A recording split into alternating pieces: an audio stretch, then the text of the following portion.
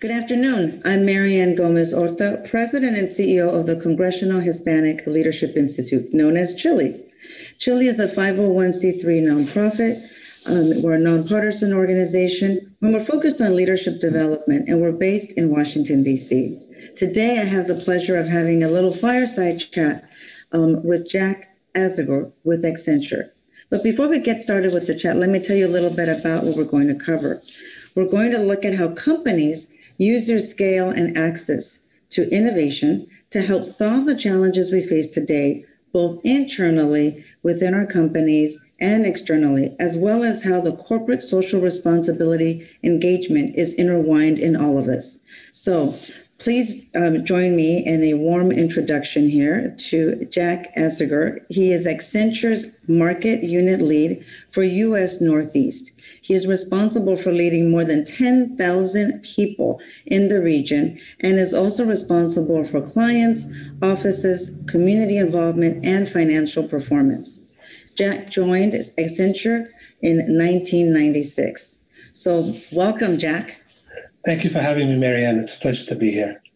So one of our first questions, Jack, is Accenture's clients represent a very diverse industries around the globe and include more than 3/4 of the Fortune Global 500.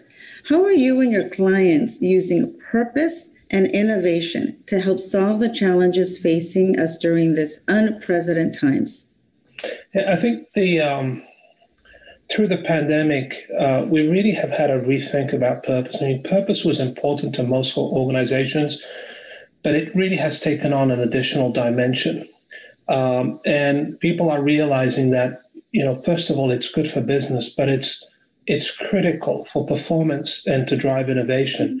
One of the interesting things with purpose is you have to be careful with purpose because the purpose has to be backed up by the strategy, right? Purpose is not just a corporate social responsibility statement. It's not just a commercial you put out there showing that you care. It has to go from the purpose to the strategy, and it has to be really intertwined. Otherwise, it comes out as empty promises. We've also changed our purpose this year. We just launched in September, actually, and our purpose was to deliver on the promise of technology and human ingenuity. And so for us, that's very important. First of all, it's the aspect of really delivering for our clients. It's a promise we make to our clients that we have to meet and exceed. Technology, every business is a technology business. And then actually maybe the most important for me is human ingenuity. And that includes tapping in to all our people, to our clients' employees. It's about innovation. It's about inclusion and diversity. You don't get ingenuity if you don't have an inclusive and diverse team, if people can't feel like themselves at work and bring their whole selves.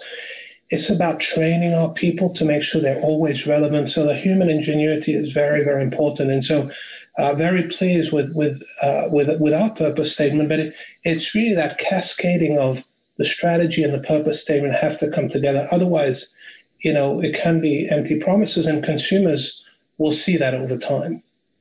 No, thank you. And that leads into my next question here, especially about the promise and the human ingenuity here. You're active in the communities where you live, you and all other Accenture employees, trying to build a more inclusive and diverse future. Tell us about the actions that you are taking in that realm. Yes, so inclusion and diversity has been a long-standing priority for all of us. We started to publish data about our demographic, not because we have the best data, but because we want to hold ourselves accountable out there in the public. And so a few years ago, we announced a goal to get to 50% gender diversity by 2025. We then announced a goal to hire 5,000 military veterans, guards, reserve members, and spouses by the end of this year. I think we'll get to the goal faster than the end of the year. And then this year, we announced goals for African American, Hispanic American, Latinx, and that is twofold. One is increased by 60%, a 60% increase, and also then double the number of managing directors, so in our leadership ranks. So those are very important priorities for us. And we want our employees to bring their whole selves to work. We want to have the most inclusive workforce we possibly the most inclusive workforce. Mm-hmm. And in other things, we launched the Black Founders Development Program to help startups out in the community. We built a partnership with the National Museum of African American History and Culture. So those are a few of the things. But again, inclusion and diversity has to, again, tie back to the strategy. It has to be core. And so I will tell you, all of us at Accenture, we have a few priorities, 4 or 5 key priorities every year. Inclusion and diversity has to be one of them. We all have to have a priority. It's part of how I'm evaluated, how my colleagues are evaluated. We all have to have a priority. So again, it has to be linked with the strategy. We want to have the most innovative workforce. We want to have the most inclusive and diverse workforce, but it has to be pervasive in the organization, and that's what we're doing, and thrilled at some of the commitments we've made out there.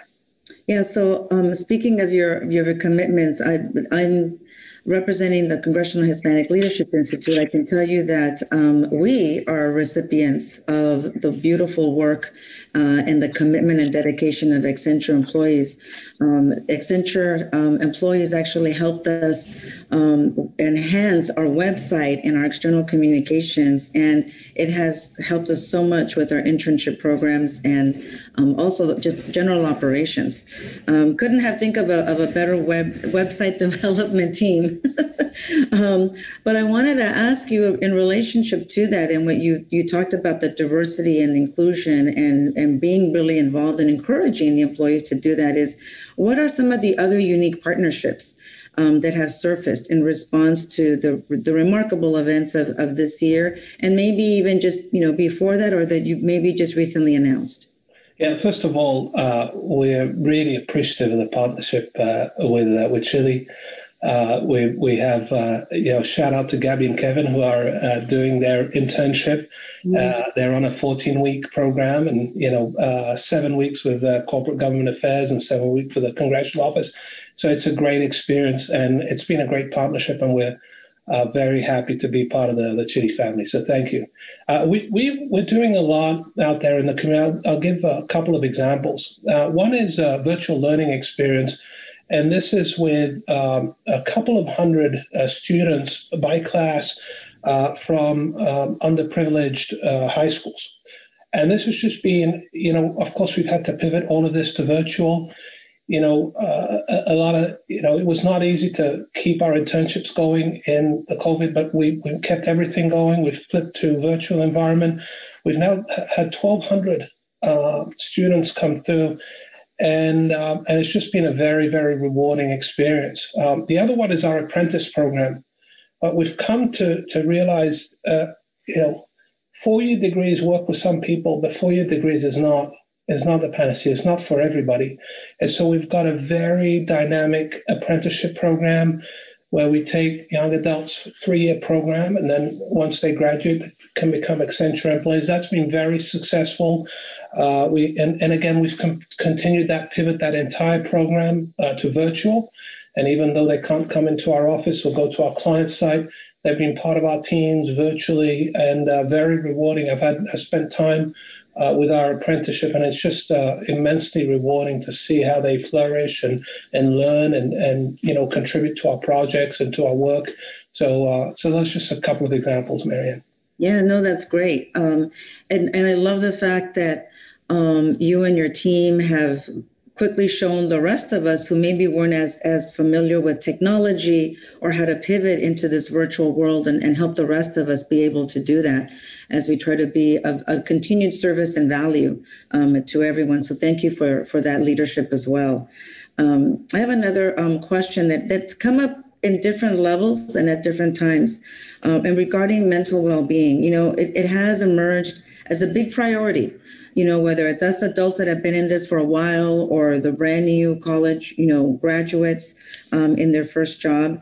So what are some of the tools and resources you offer so that everyone can be their best in every aspect in their lives? Yeah, I think this is a very critical topic. And one of the things that's happened over the last 9 months first of all, we're living in a home office. So the boundaries between work and life are blurred, and that creates an issue. Second, it used to be somewhat uniform. We went into the office at 8 or 9 in the morning, we left in the evening, our children went to school, they came back from school. Now it's all different. Some people have young kids at home, young kids at school, some 2 days at school, 2 days, 3 days at school. Some people have their parents living at home. So there's a tremendous amount of stress that all our people are subject to. That's number one. Two, I think for a long time, the topic of mental health is one that people were uncomfortable talking about. And when people had mental stress, which we know is, first of all, dramatic increase in mental stress over the last 9 months, but people were afraid to talk about this.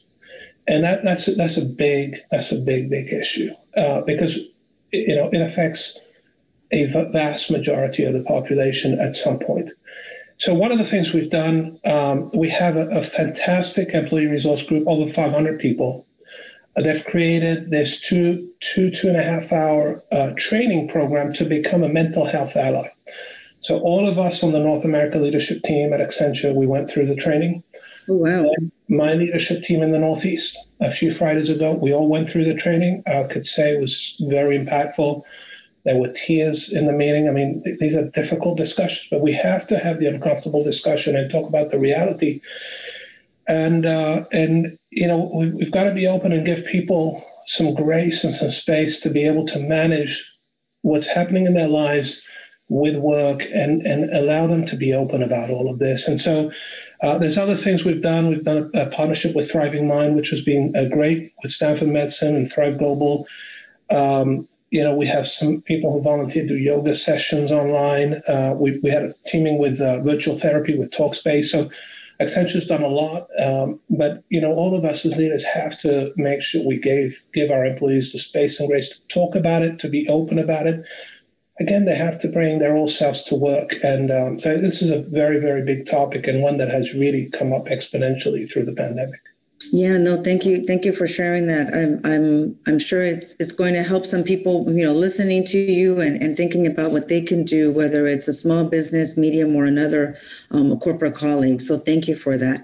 My last question, Jack, is that you mentioned it a little bit earlier, but Accenture has made some bold announcements in the sustainability space. Can you share some of those with us, and what led Accenture to that commitment?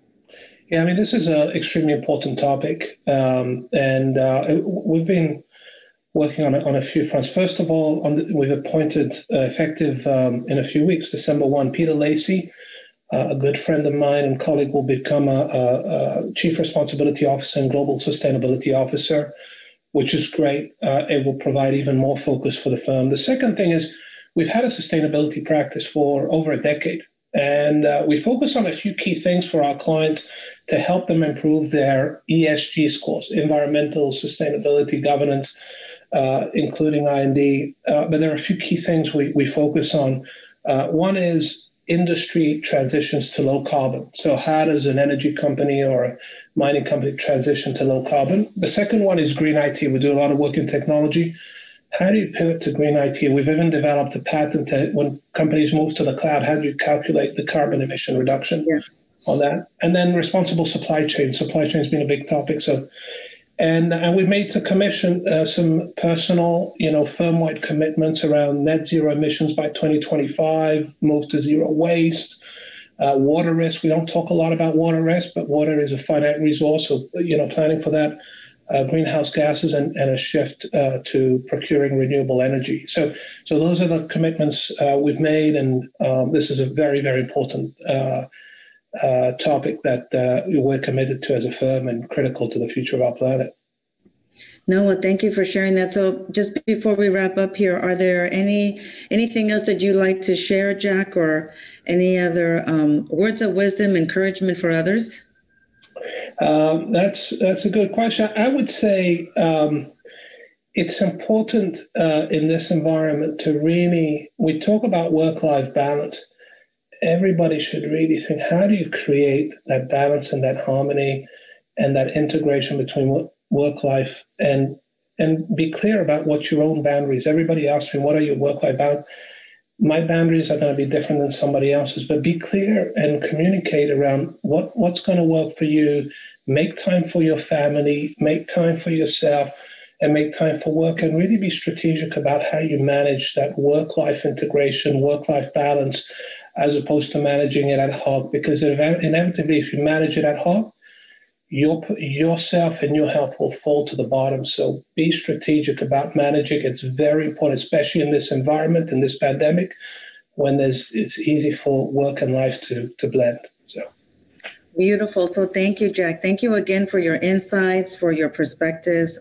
Obviously, your demonstrated commitment to enriching the lives of your team, your clients, and diverse communities.